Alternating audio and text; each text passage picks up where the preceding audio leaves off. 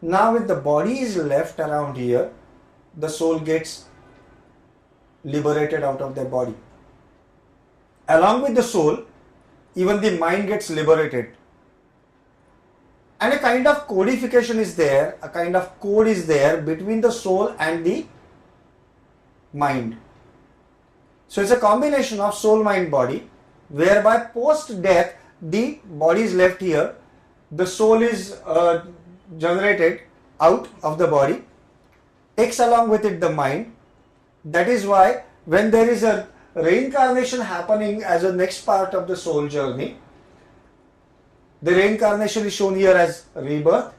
Again the similar stages of youth, including the childhood therein, the adulthood, the old age, the death, and again the rebirth, again the childhood and all that. So different life journeys will take you through different lives with different types of body each type, because what you have learned in 6th standard you don't repeat normally in 7th. What you learned in 10th standard you don't normally repeat in 11th standard. What you learn at your junior level don't you normally repeat at the senior level. If you have the programs called as alpha, beta and gamma, then what you learned in alpha is a base for your beta, but probably you don't learn the same thing in beta state again. Because of that situation here also, what we have learned in a particular kind of body, in a particular kind of life, we don't learn the same thing, we don't relearn the same thing in the next birth.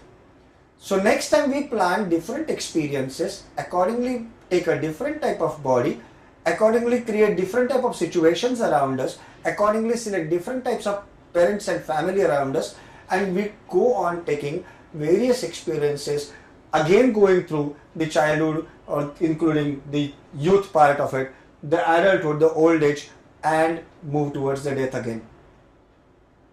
These selections, resurrections, the rebirths, and this is a cycle, this is a life cycle, and there are life cycles after life cycles, and many life cycles are required for a soul to complete the whole of the syllabus of the cosmic. If we are a soul, let us understand this soul is again a part of something called as higher soul or higher self. Different people have given different names, different nomenclatures to this higher soul or higher self. Some people call it higher soul, some people call it higher self, some people call it God, some people call it the highest energy of the cosmos, some people call it universe, the highest entity.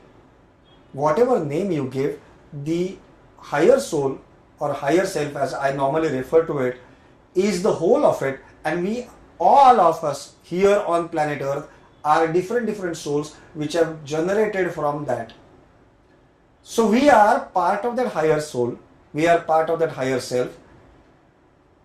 So let's understand as a science, if I am part of the higher self, then the characteristic features of higher self must be within me.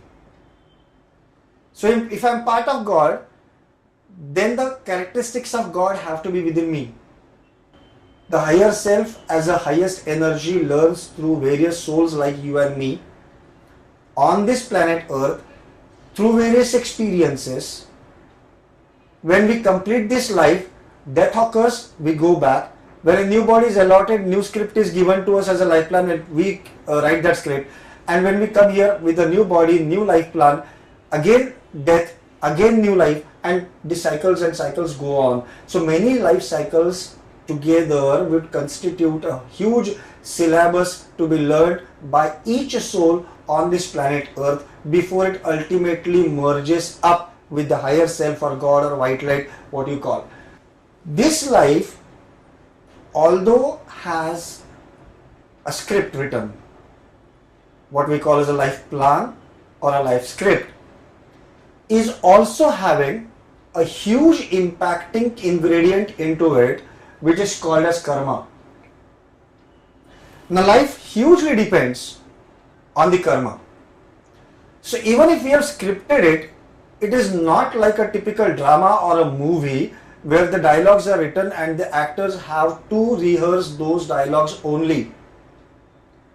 If you have seen good actors working on the stage, or if you have seen good actors enacting in a movie, then you also would be probably aware that some of the good actors are taking their own additions according to the situation at that point of time, which are not scripted but which are different.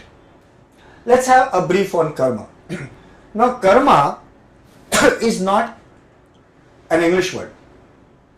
Karma is an English word as an adopted English word from the original Sanskrit word, and the Sanskrit word is Kri. The word Sanskrit Kri denotes Kriti.